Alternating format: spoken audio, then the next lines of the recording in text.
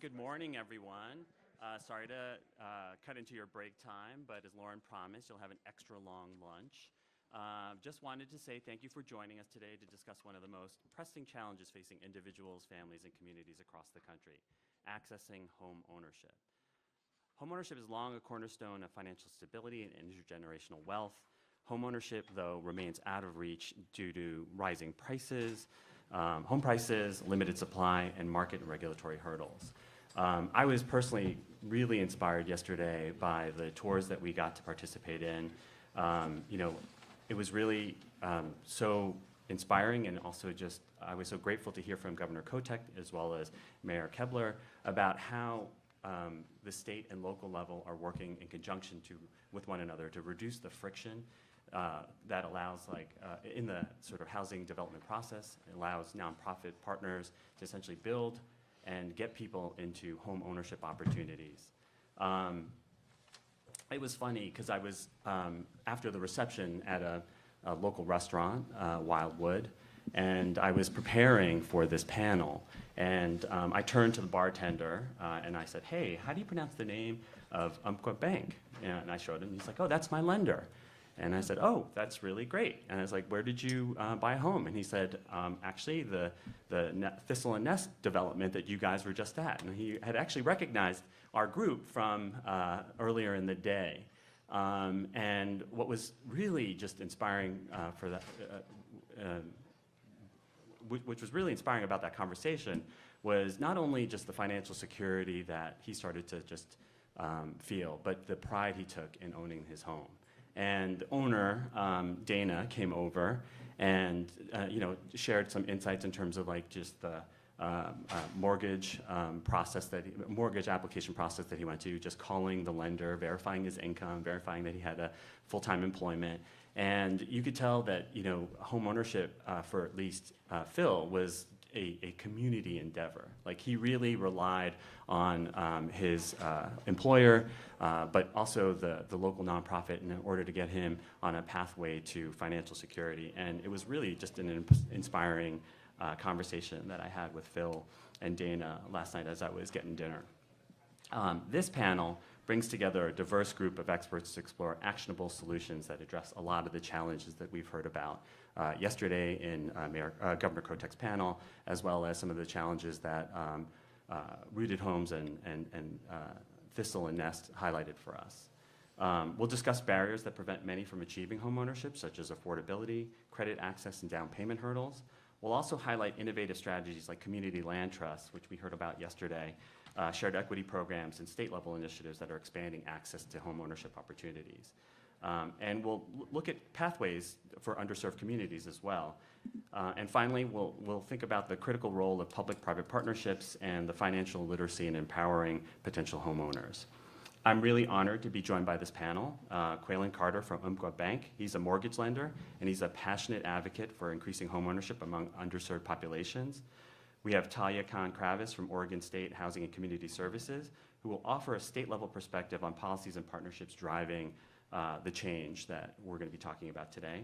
Jackie Keogh, who we met yesterday from RootedHomes, who will share her expertise in innovative and scalable affordable housing solutions.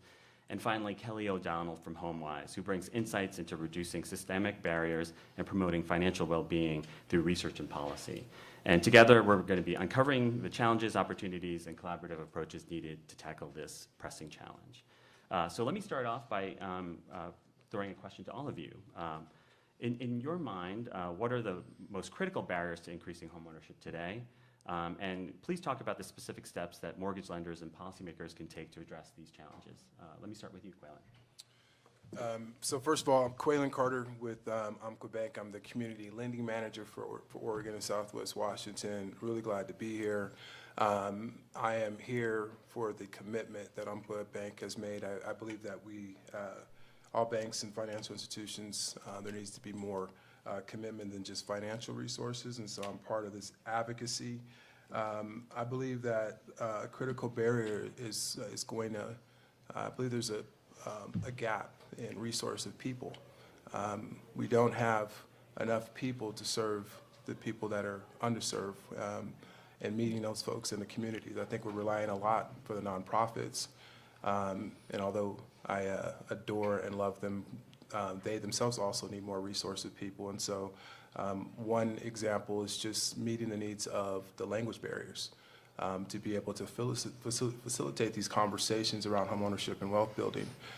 So for me, we need more buy-in. There are very many talented people in the industry to be able to serve. And if you look at the demographics of who's serving in this industry from a lending standpoint, I believe as an African American, I think we represent only 8% of the industry to serve the community.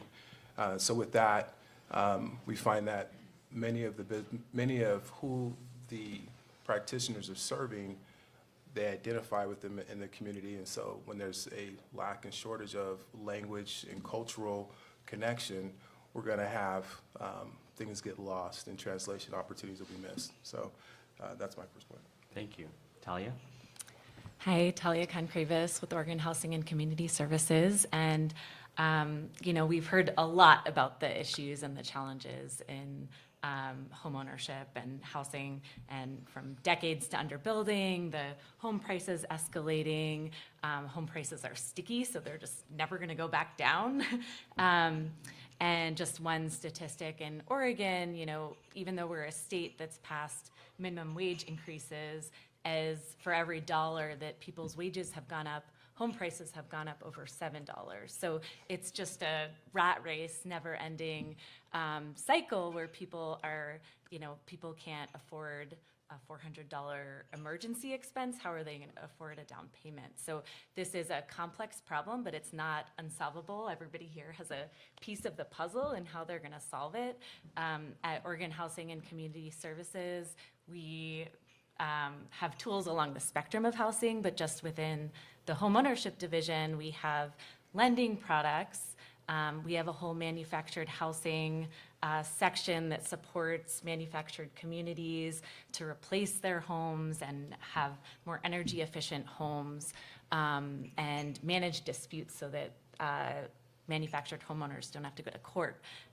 We have our development programs, which I'm so excited that you all got to see 3 different developments. And, not all cities are like Bend. So as a state, we need to do our job to create building-friendly climates to kind of reproduce what's happening in Bend and other places. We also support a network of homeownership centers across the state. We have some represented here, and they are kind of the lifeblood of connecting renters to services, whether it takes a month or years to become a homeownership. They have a place where they can go and know what resources are available to them, whether it's IDAs or down payment assistance, or just a coach to sit alongside with them and navigate this complex home buying system. So it really is going to take this multifaceted approach, so many different types of tools, and I think we're going to talk about a lot of different pieces of the puzzle today. Yeah. Thank you, Talia. Jackie? Hi, Jackie Keogh from RootedHomes. We deal with this every day, and so what we see is that systemic barriers centered around racism have essentially locked homebuyers out, and locked them out not only of homeownership and the stability it provides, but locked them out of generational wealth building. So folks are not only emotionally, don't believe they can buy, but financially, they don't have the down payment. They don't even have the savings for closing costs that they need to bring to the table to purchase a home, and especially in areas like Central Oregon, where housing prices surpass wage growth significantly, that dream gets further away from folks. I mean, I think that mortgage lending is a real big piece of it. For decades, we've thrown money, subsidy, at affordable housing. If we just give them more money, they will suppress the prices, and folks will be able to purchase these homes. Our homes average $250,000 for a 3-bedroom net zero unit, and still households can't afford them. Why? Because interest rates are where they are at, and a lot of our mortgage lending products, lock folks out. For example, in Central Oregon, the Latino community is dynamically underserved when it comes to home ownership, and there are very few mortgage lending products that they can access if they don't have a social security number. And so where there's huge populations in our community who could purchase if they had the right mortgage lending products and the right interest rates. We toured one of our communities that closed in early 2021. Those folks' mortgage rates were 3%. Now we're double that. And so what those people who, you all got to meet yesterday literally can't buy our homes now. And so I think we really need to take a look at mortgage lending. Rooted Homes is developing its own mortgage lending product, which would serve these communities, because I think we lock people out through our traditional lending. Hi, good morning. Excuse me. Good morning. My name is Kelly O'Donnell. I am the Chief Research and Policy Officer at Homewise. Homewise is primarily a mortgage lender in Santa Fe, New Mexico. We serve a population that is about 70% Hispanic and about 70% low income as well. And we originate several hundred mortgages a year to that population. But in addition to that, Homewise also is a real estate developer, because what we've discovered is that we can bring a great deal of down payment assistance to the table, and a really accessible mortgage product, and lots of financial education and support for home buyers. But if there's nothing to buy, it really doesn't matter. And so what I think, it's what I would emphasize in terms of the solution, if there was one solution in my mind. And again, Homewise serves a very varied community. We serve Santa Fe, New Mexico, which is a very wealthy, very desirable community with very, very high property values. We also serve Albuquerque, New Mexico, which is quite different, with a totally different set of issues. But either way, I think that unless you couple the down payment assistance and other subsidies you provide to people with increased supply, all you're going to do is increase property values or prices and lock more people out. So I think that critical to the solution is greater subsidy for affordable development that can develop the entry-level housing that is affordable for folks to buy, and that gives them essentially a foot in the door.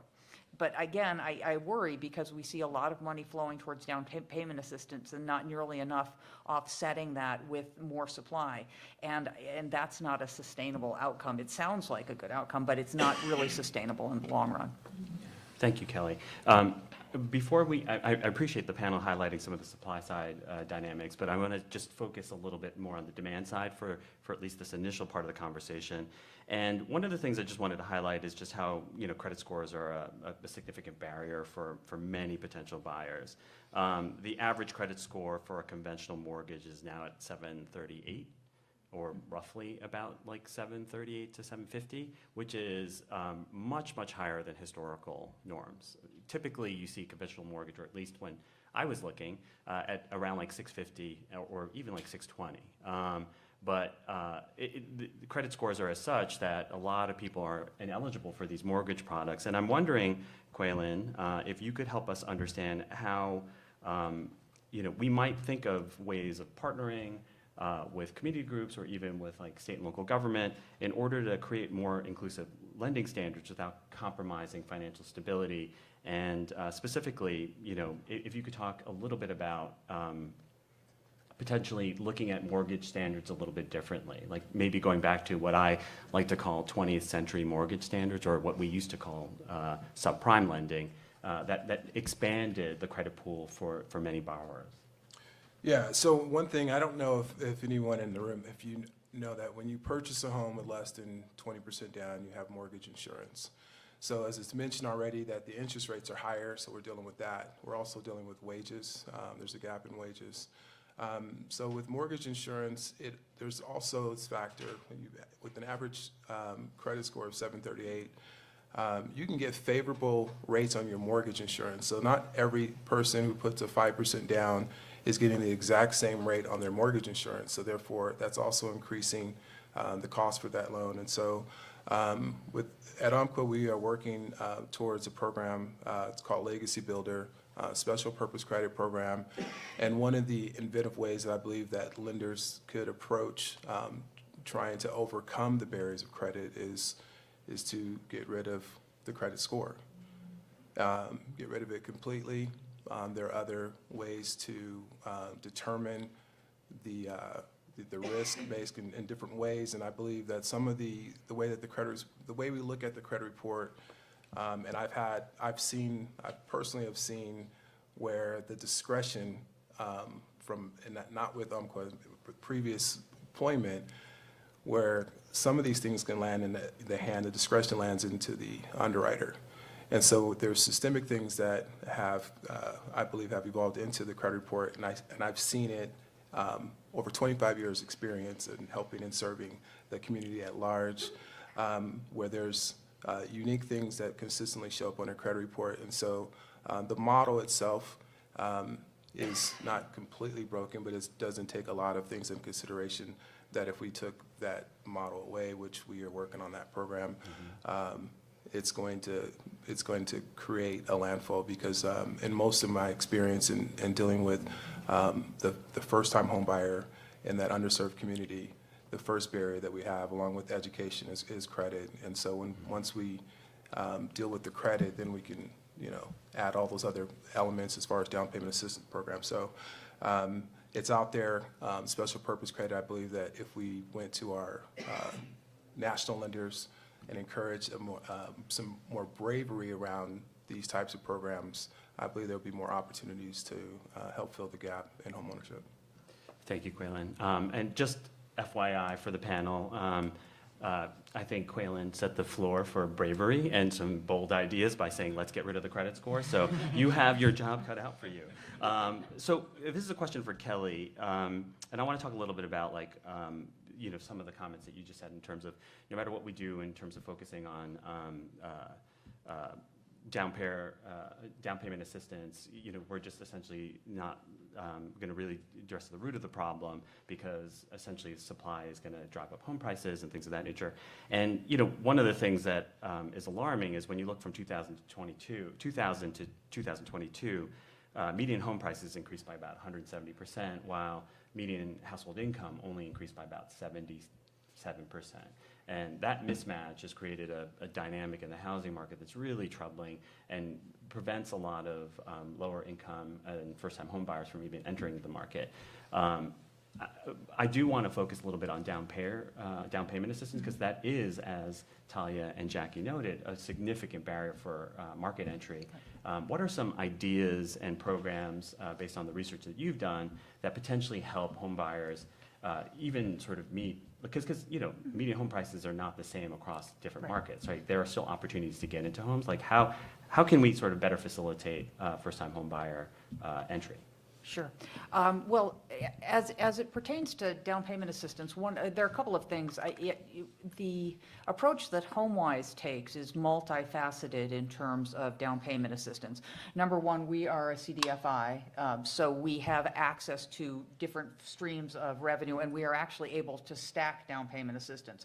So we can draw on numerous different down payment assistance providers and create a very substantial chunk of down payment assistance. The second thing we do is we do a soft second. So we do a second, so we essentially originate three mortgages: a first mortgage, a soft second mortgage, and then a down payment assistance mortgage, which is a non-amortizing deferred that is only payable upon essentially sale of the house or if it ceases to be somebody's primary residence. But that soft second has the same rate as the first mortgage, and it essentially eliminates the need for mortgage insurance, because between the down payment assistance and the soft second, you're at a 20% down payment, no PMI necessary. And that obviously is significantly improves the ability of the homeowner to accrue equity over time. A third component of that is that we service our own mortgages, which means we sell that first to Fannie Mae, but we service the second. And what that means is that we're constantly monitoring performance. So if a home buyer starts to look like they're having trouble, we're right there at the table immediately helping them to figure out how to resolve problems. And what that means is our default rate is about 1%. our delinquency rate is about 1% or between 1 and 2% at any given time, which is significantly below the national average. And that means that our home buyers are actually staying in their homes and that we have greatly diminished the risk associated with buying a home because, as you know, any good investment has some risk associated with it. And what we saw in 2008 is the downside of that risk equation. If we can offset that risk and help to ensure that our home buyers are successful homeowners and can actually benefit from that investment by staying engaged with that home buyer, by servicing their mortgage, we've basically amplified the impact of the down payment assistance. Thank you for that, Kelly. I want to turn to Talia. From your perspective, especially working at the statewide level, I was wondering if you could highlight other successful models or programs that, in addition to down payment assistance, that help first-time home buyers enter the market, and a little bit about like how you're thinking about scaling those programs out statewide and not just community to community. Yeah, so as a housing finance agency, we have the ability to offer loan products ourselves. So we use private activity bonds, and then we also blend with other taxable bonds. And so we've been able to launch 2 different loan products recently, or kind of rebrand a loan product that we were already offering and launch a new loan product. And we pair that with 5 or 4% down payment assistance. So though there is like a rate buy down product, a lot of the interest on those products are just under market rate, but the down payment assistance makes a big difference in that it's just adding that second onto the mortgage. And then on top of that, we also have a down payment assistance program that is deployed by over 20 organizations across the state. And these organizations, I think you hit on it really well, they are not just invested in getting out that money, they have wraparound support for home buyers. So they're not saying goodbye to them once they purchase their home, or they're doing a lot of high touch support at the pre-purchase and then post-purchase. And we've recently changed the program a little bit to make it more targeted. So it serves first-time home buyers, but we also expanded it to include first-generation home buyers, and we found that that's been really effective at reaching Black, Indigenous, and people of color communities. I think just in the past 2 years, over 77 or over 75% of the people served with our first-generation category are BIPOC community members. So just kind of, we found that tweaking our criteria and eligibility has made a huge difference, and that actively is replicated across the state at these small community-based organizations that are curating the program specifically for their community. And then we've also just changed our program to acknowledge that manufactured home buyers need down payment assistance. So this is an eligible use, and we hadn't really had that before. So, and there's not good lending products for manufactured homes, which is, a gap in the market that we haven't really addressed at OHCS, but this is, again, just a piece. Yeah, those are the 2 things I would say. I see Qualen. Yeah, I want to add, Yeah. so I also think that knowing that when she says stacking the loans, I have helped our homeowners purchase a home with 5 different down payment assistance programs. Wow. And it's not fun. There's sometimes you have to work with multiple agencies to make sure that you coordinate to get that closed. And so when you're in an industry that doesn't necessarily require you, and I'm thinking of the practitioners just on an everyday, they work on commission, a lot of times they're going to do something that's going to be less work. And so 5 layers is a lot, plus you have communication, there's a lot more education, there's just a lot more at hand. And I think that in some ways, just the way that we are operating and the way that we are commissioned, there isn't that interest in there. And I believe that there are also a lot of the financial institutions need to be called to the altar. And I say that because many of them don't offer down payment assistance programs. there are programs that are available and they have not signed up. They don't have the commitment to get these programs available, and so there's very few options and lenders, even more, to be able to support what is available. And I'm going to just give a plug to Oregon because I'm from California, born and raised, been here 15 years, and I have been so thrilled with what we have to offer here in Oregon. There's a concentrated effort for the community that I've always served and I belong to. And so with that, we need to have more access through the different financial institutions to be able to support. Yeah, I'll thanks for just that. add one more thing about yeah. our program, sorry. Yeah. We also are really prioritizing getting funds out to culturally specific organizations. So we have homeownership centers that are culturally specific, that serve the Native community, Latino communities. You know, they have the expertise in that community. They can not only just translate the information, but they can translate it and provide services in a way that really meet the needs of the community. And that's been so important because those are just a bridge into so many other industries. So those organizations are working with Qualen and the networks that he's part of to make sure that there are realtors that look like the communities that they're serving and mortgage brokers that look like the communities that they're serving. So everybody's kind of speaking the same language and coming from a place of trust. And that's been really important for us at a state level to try to support. No, that's great. Thank you. We focused so much, a little bit on the demand side up until now, but I want to turn over to the supply side dynamics. And, you know, we heard a lot about Oregon's groundbreaking and leading land use reforms back in 2018. You know, from a professional perspective, it was one of the inspirations that helped launch Pew's work on land use reform in order to increase the supply of housing so that we can actually, you know, make strides in reducing the structural gap that exists from anywhere from 4 to 7 million nationally. But one of the things that was really terrific about yesterday, as I mentioned, was hearing a little bit about RootedHomes efforts, the shared equity and the community land trust model, and it seems to be gaining traction here in the state. And I'm hoping that Jackie can provide us some insights in terms of how she has used this approach to expand affordable housing production. And then I'd love to just hear from you in terms of like your sort of hopes for how you can work with your state and local partners more effectively to actually scale those out a little bit more effectively. Yeah, 10 years ago when I started in the community land trust industry, we joked that it was the best kept secret, right? And that's not a good thing. And so we're really thrilled that generally because of state and local jurisdictions requiring or preferencing permanent affordability, we've seen an significant adaptation and education around the land trust model as a tool within the range of the affordable housing continuum. So for those of you who don't know land trusts, essentially we use a deed restriction or renewable land lease to make the homes permanently affordable. So all this down payment and funding we're talking about isn't lost upon the first purchase.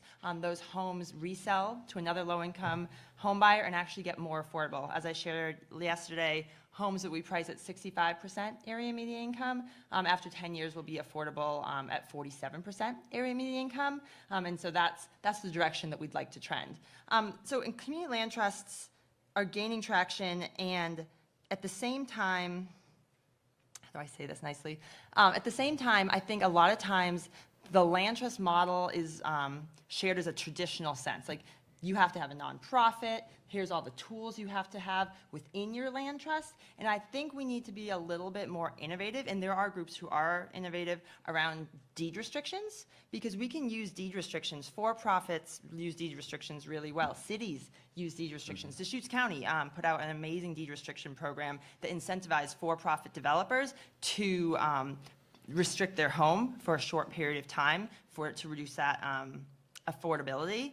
And I think we need to be more creative with that and support projects that are maybe not just serving folks who are under 80%, but are serving folks who are at 100%.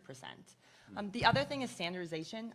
We're so thrilled that the state has really doubled down on permanent affordability through the land trust model for its homeownership programs.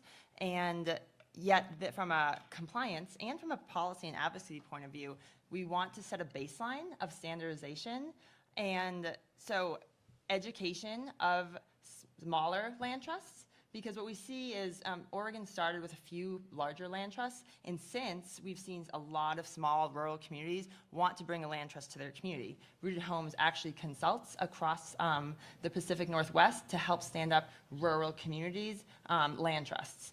And so what we've seen in Ashland or in North Bend on the coast in Oregon is folks wanting to have a land trust but not knowing how to do it. And so having that standardization, whether it comes from us or the state or a combination of such, is really important because this trust building, clients want to know, what is my wealth building through the land trust model? And they want to know it's pretty similar whether they move from Bend or to Ashland. And so I think that's like the next thing that we're looking forward to working with our statewide partners is just because land trusts are exciting now, setting them up to be successful long-term for years to come. No, thank you for that. Shared equity programs and land trusts in particular are one variety of tools that are used to actually lower the price and preserve permanent affordability. This is a question for Kelly. Based on your research and your perspective in New Mexico, but also nationally, are there other targeted policies and programs that we should be thinking about that will help us get lower in the sort of income spectrum, preserve affordability, and then actually set families up for the kind of asset opportunities that homeownership provides? I guess the short answer is yes. I mean, there's a huge, that sort of crosses the spectrum, doesn't it?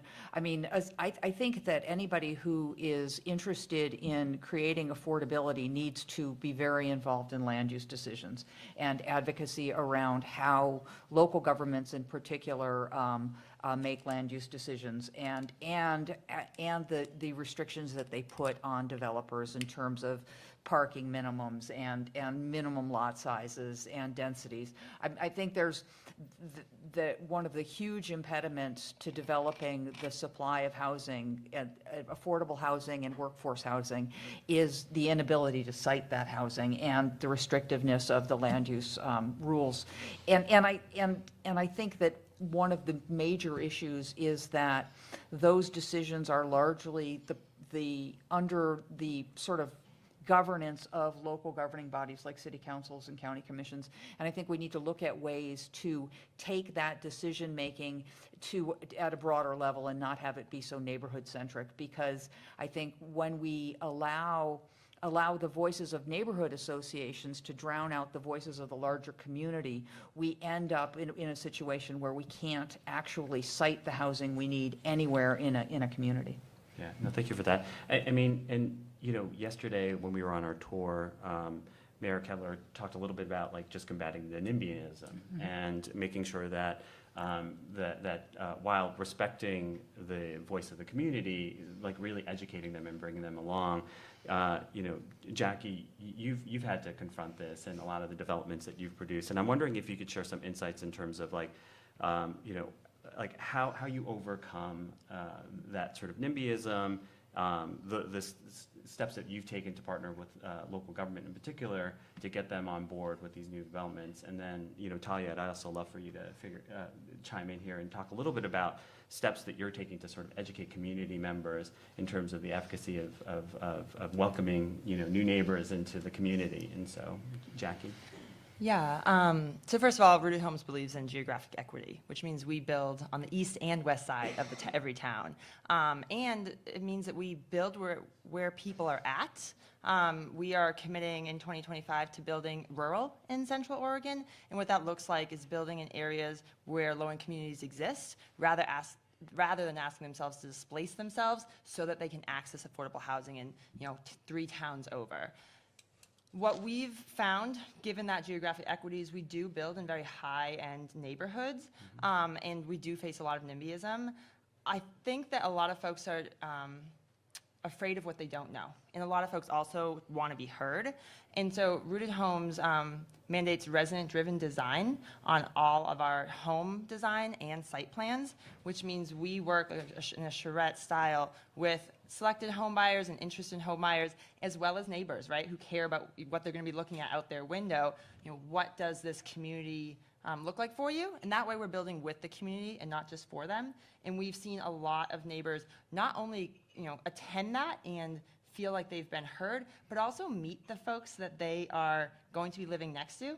Oh, that person's going to be my child's daycare teacher. So now I'm not as nervous about that. Actually, we did a survey with all of our homeowners, and the majority of stability that they cited was safety. They felt safe in their new Rooted Homes community, and we weren't expecting that. And so I think we have to also, homeownership in America is really driven as like a capitalism and driven as wealth building, and that's important, but there's all these emotional elements that come with homeownership, and I think that whether you're a neighbor or you're moving into that new home is really important to focus on. Great. Talia, you have a perspective? Yeah, I wouldn't say that OHCS is super involved in talking to neighborhoods all the time, but I think what we do is we can show the story of how, specifically when it comes to home ownership, it looks different. There's a spectrum of home ownership. So, and we can tell success stories of projects that we have funded. And I really liked what the mayor said yesterday of, hey, people were against this development, but we lived through it, and now it's there, and now people forget that it even was a contentious thing. So, for example, we, just thinking about the spectrum of homeownership models that we've supported, there is a limited equity co-op model that's gaining traction in Oregon, and so what that looks like is, in Eugene, Oregon, there was a development with 72 homes. They're small, basically tiny houses that are helping people buy in with about $5,000.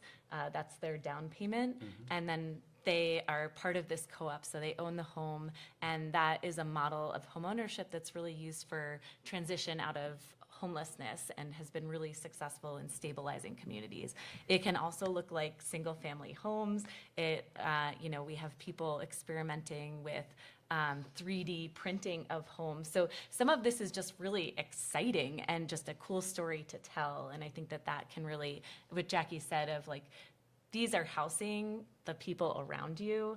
I think a lot of the stigma in housing and low-income, extremely low-income housing, it doesn't exist. Maybe this is a Pollyanna-ish view, but doesn't exist as much anymore because it's so extreme that everybody knows someone that is facing housing insecurity and can't afford to buy a home.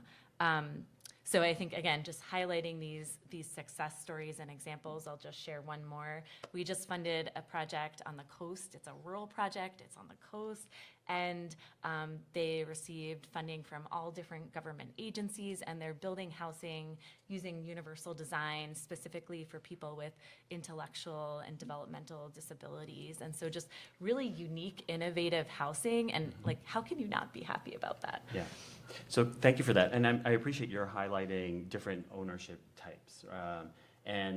One of the things that I find myself thinking about is mortgage products are, from a consumer protection perspective, the best type of credit that's out there. There are a lot of protections that come along with a mortgage. Unfortunately, there are certain housing types and certain lenders that don't qualify for traditional mortgages for a variety of reasons, and they're turning to a lot of alternative products that are not safe. This is a question for Qualen. Qualen, I was just wondering if you could comment a little bit on what are some policy barriers, both at the federal and state level, that might be re-examined in order to get mortgage credit to the hands of more people. Because right now, whether it's underwriting standards that basically sort of make an economic case against underwriting like small dollar mortgages, or if it's someone with a low credit score or a non-traditional borrower, they're not able to get into these mortgages. And I'm wondering if you had any insights in terms of like what are some barriers we should be thinking about re-examining in order to get mortgage credit to the hands of more people. Yeah, I think there's probably some opportunity in looking at declines, actually looking at the material information that we have. Because what we'll find is this person got declined and they weren't given the option to speak with Rooted Homes and find out what programs and services OHCS has. I also just think that systemically, there's the biggest barrier is going to be through underwriting and not having, culturally specific representation throughout the process for home purchasing. I am proud of Umpqua and the associates that we have, because I've just seen a dedication and commitment, across the board. But I've worked in environments where I had a buyer who was African American, who was homeless, worked himself into an apprenticeship to purchase a home, and he was in a down payment. He was in a class, he followed all the steps, followed all the steps, called me. We had to do a verification of rent. Well, he happens to live in a place where, for someone who's had addiction, and so they use money orders to pay for rent. So that's kind of outside the box. So in that, I need to get that information, which we don't really have the typical, which is 12 months canceled checks. I talk with the underwriter. Again, this is not where I work currently. And I let him know that the story about him being homeless and that we don't have what you're asking for, right? And so, and I shared what it was, that he did have an addiction problem, and he lives in this space. And the underwriter said to me, well, what happens if he has a relapse? That's not in guidelines. That's not something that, anyone who has a $2 million home could have an addiction problem, right? And so when we're asking these questions, it's so technical in a lot of the conversation, but there's also just this human part, and how do we measure that? And I think if we could take a look at, maybe the evidence in terms of declines, and just seeing proportionally of who you're getting approved and how they got approved and what kind of programs, and do they have mortgage insurance? The cost of FHA has gone down a little bit on mortgage insurance, but overall the cost to just purchase a home is extremely high. And not only that, we now have, with regards to the real estate transactions, paying the commission fees and things of that nature. And so there's a lot more money that's needed to purchase a home. And so it's just endless barriers. But no, thank you for that. Jackie, when we were touring the Rooted Homes site, you had mentioned, or the homeowner kindly had mentioned that she had participated in a homebuyer education program. And one of the things that struck me about her story was that not only did it help her to kind of create the kind of budget and the framework for buying a home, but it also created the tools for staying in a home. And I was wondering if you could talk a little bit about how you weave in the homebuyer education into your efforts, the importance of that, and what more we could be doing to ensure the financial stability of the new owners, and then the long-term pathway toward asset building. Yeah, I believe that education is the first step to access, and so understanding the home buying process is critical. Rooted Homes works with partners as well as has our own services that provide homeownership education, one-on-one counseling, as well as group education, because building that community is really important. But I want to double down on something Qualen was talking about, is that it's very important that the folks who are leading these conversations around education and counseling have not just empathy, but look like who they are speaking to. So Central Oregon, we've struggled here. When I started 4 years ago at Rooted Homes, there was no Spanish-speaking lenders at all in the region, and we were paying lenders to come down from Portland who were bilingual in Spanish and other languages to teach these classes. And since, including our partner Umpqua Bank, who does more than 80% of our mortgages, since we've adjusted that, and now we have local folks in the community that have been a game changer. The other thing is, I would be amiss to not talk about the community land trust model, because I think that land trust model is, like Homewise, is a support system for the home buyers. We know immediately if they're not able to pay their mortgage. We offer post-purchase counseling and education, and that allows us to make sure that we keep our foreclosure rate, below 1% as it is, but also it makes people's equity building really important, because equity building from homeownership is how most Americans build wealth, and yet there's other vehicles, right? And so we work with folks on estate planning or small business development so that they can use the foundation of homeownership as a bedrock to which they build the rest of the financial stability. Yeah, thank you for that. I want to give Kelly a chance to weigh in here, but I also wanted to prime the audience. I'm going to open it up for a Q&A in about a minute or so. So Kelly, I was wondering if you had any other insights to share, building off of what Jackie just related.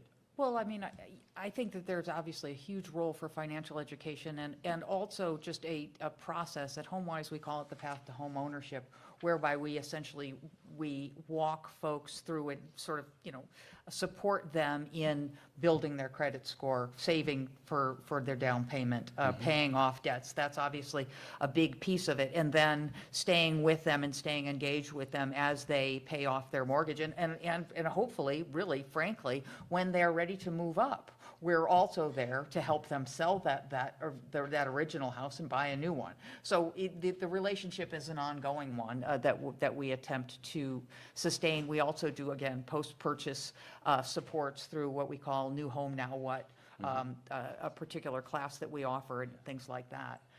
One thing I would just going back to something you'd talked about a little bit earlier with down payment assistance. One thing I wanted to clarify is that not all down payment assistance isn't created equal. Yeah. And the products that Homewise offers are non-amortizing, right? And they're deferred. So essentially, you don't pay it back and you don't pay interest unless you sell the house. A lot of mortgage lenders offer down payment assistance as a amortizing loan. That's not necessarily a benefit to the home buyer, and it can ultimately create a greater risk of delinquency or default. So I think it's really important that we keep in mind that down payment assistance writ large can be just a marketing tactic. Yeah. And so we have to be very careful to promote responsible down payment assistance. Yeah. No, thank you for that. And I think it's worth noting that that the models you're talking about are really intended to get people into the homes and to make the monthly payments affordable. And that's a key feature that, thank you for highlighting. I Qualen, just you want to wanted share. add So something? Umpqua Yeah. Bank has a neighbor program that we launched when we merged. And the neighbors program is very similar to what she was describing, where a percentage of what you need for down payment and closing costs is basically goes back into a second mortgage, and you have a payment on that. And so with our neighbors program, there's no payment. And so there's a commitment, and that's why I said earlier about there's need to be more commitment, but that's one of the ways that lenders could try. Yeah, thank you for that, Qualen. I'm going to ask if there are any questions in the audience. We have one right there. Yes. Hi, Megan Yonke, Governor's Office, State of Colorado. Oh, hello, thank you. State of Colorado. What are your thoughts on tenant equity vehicles and rent reporting in your work?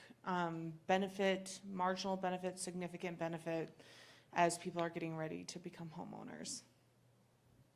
Talia, do you want to take that? Sure.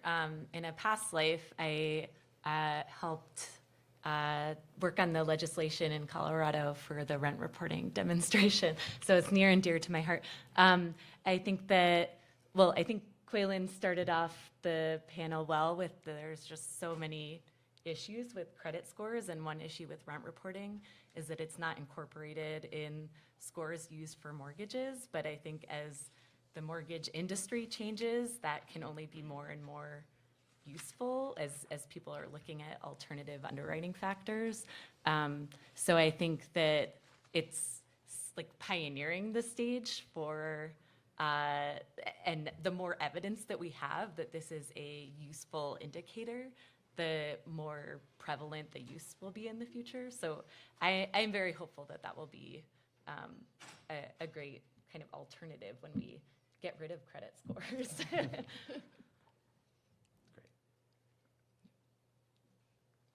Kelly, do you want to also add any thoughts? Well, I definitely am supportive of the idea that we create alternative vehicles for documenting that folks are responsible borrowers or potentially responsible borrowers by better documenting the payments they've made, and that can be rent. I mean, obviously, I think getting rid of credit scores would be a great thing, but I think that the first step in moving in that direction is broadening of credit score so it's a better reflection of people's ability to and willingness to repay debt. While you guys are thinking of questions, I wanted, there's one in the back. Sorry about that. Thank you. I'm Deb Flagan with Hayden Homes. This is a question for Qualen or Jackie. Is there a national mortgage product that crosses state lines that takes into account deed restrictions or community land trusts that are actually wholesaled? Or are these all personal portfolioed loans? Yeah, I'm not familiar about any national programs. I just know that with Umpqua, there's a lot of behind-the-scenes work that we have to do in order to get so many of these programs approved. And so, and what I've seen with other practitioners is that they don't have a division department that's committed to the layer of resources required to get programs approved. So a national program would be great, but I think you're relying on the financial institution to be committed to that process. We'll add it to the wish list. Fannie Mae and Freddie Mac do not actually offer a product right now. No. Well, I mean, Fannie Mae does, so, and Talia can speak to this because we've done a lot of work recently with Fannie Mae to ensure that they can underwrite land trust loans, and so they do that well. We actually were just sorting something out this week around, the benefit of a lot of Fannie Mae loans, including one currently at the state, is that it looks at the difference between the appraised leasehold value, right, which is generally double what we sell the homes for, and so it's looking at that difference, and you can use that differential to essentially as equity to negate PMI.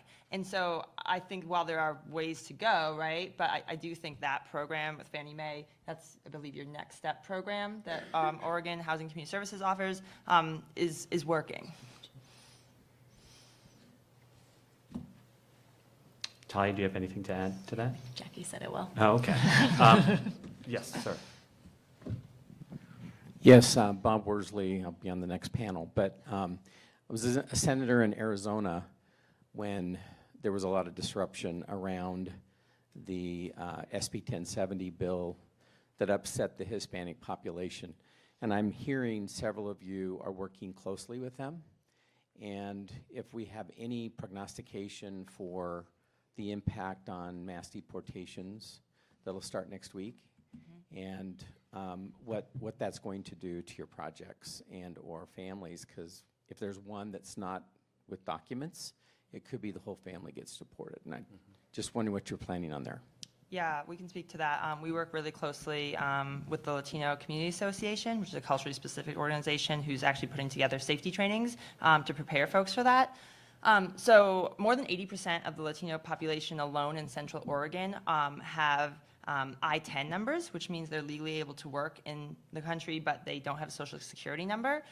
Right now, there are very limited, I would say none, mortgage lending products for those clients.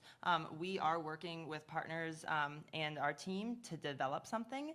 But there's a trust building, right? Because the risk of them sharing their documents with us and the lender essentially puts a red flag on them. And so I think that, like we've talked about, culturally specific communications is so critical to building that trust so that folks can have that leg up of home ownership without risking, other dynamics of their family. And I'll jump in on that as well. Obviously, most of the Hispanic people to whom we make loans are citizens, so that's not, it's an important issue. We do, in fact, at Homewise, offer a I-10 first mortgage product, and that has become incredibly popular in the southern part of the state in particular. So there are I-10 mortgages available through Self-Help Credit Union, and what we anticipate, that has been a growing segment for us. As word has gotten out that these loans are available, we have been really successful in helping immigrant communities basically refinance out of really predatory real estate contracts, which is the downside.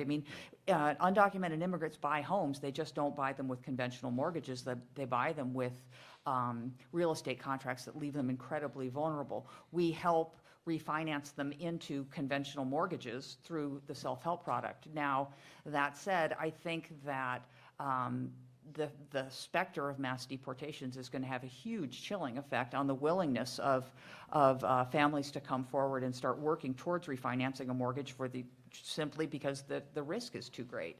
So I think that the potential negative impact, particularly on the southern part of New Mexico, is huge. And I think we are going to undermine some really important progress that we've made in the last several years in bringing people sort of out of the shadows and into the conventional mortgage market. I think, Lauren, we have a question over there.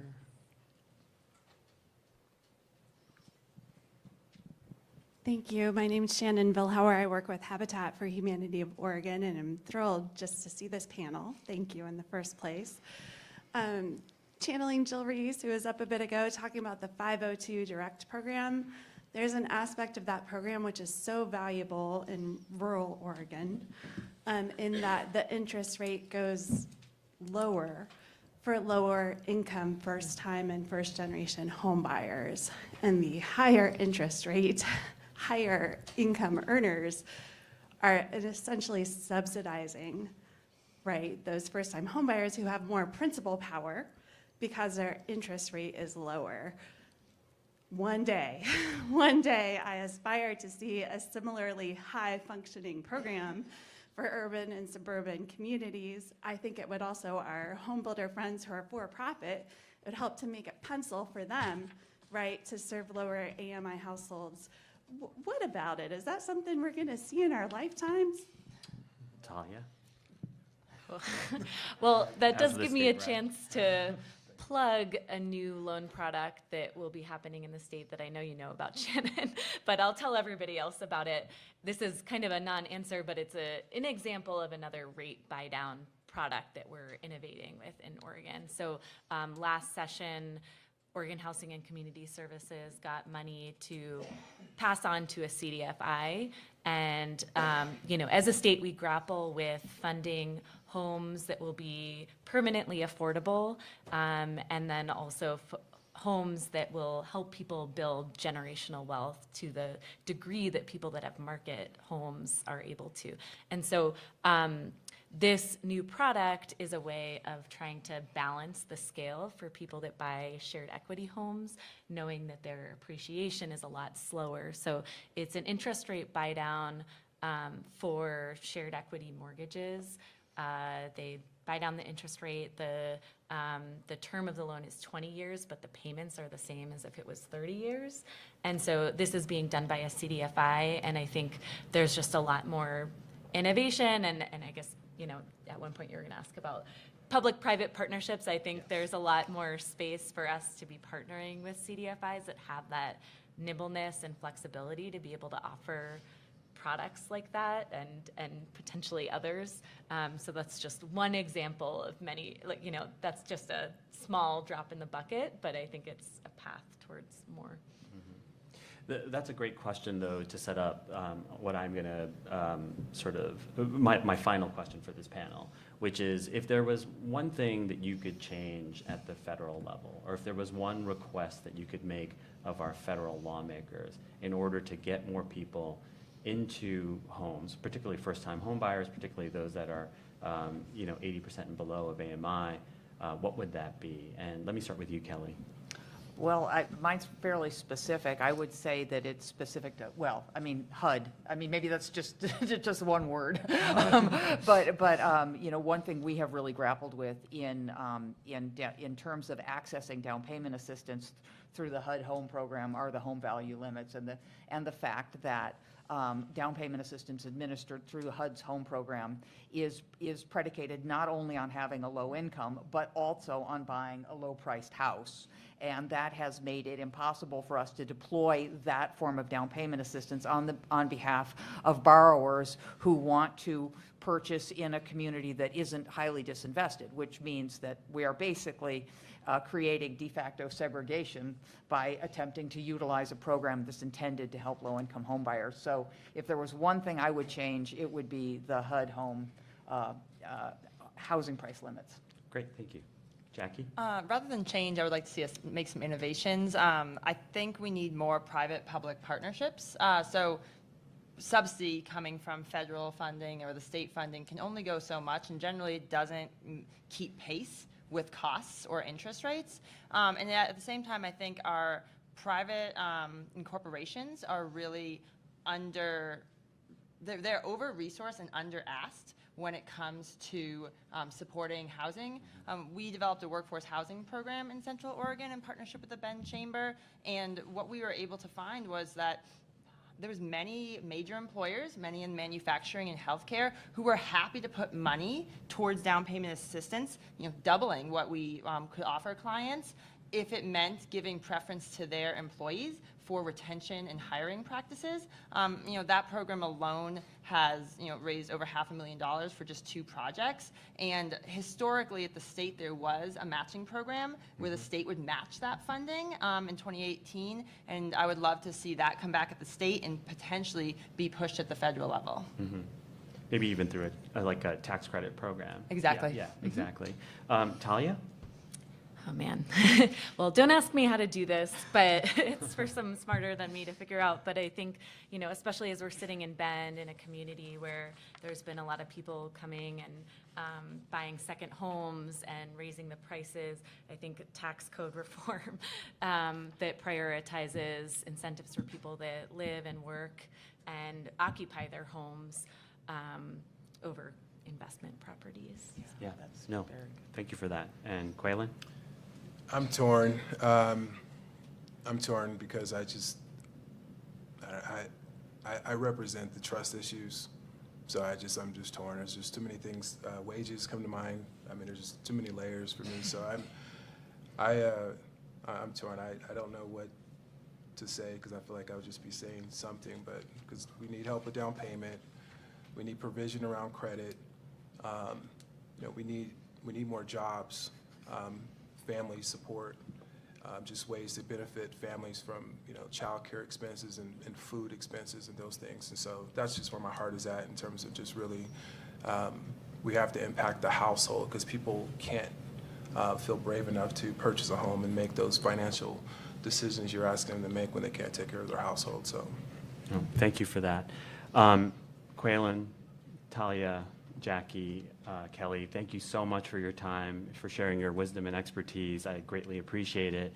And what's really nice about your recommendations to the federal government these are actionable. They're concrete. There are things that I know some of our lawmakers have already started to look at. And so I'm sure the WGA will take this information and think about how to weave it into a larger set of asks of our federal leadership. And so thank you very much. Audience, please thank me. Join me in thanking this panel. Thank me too, right?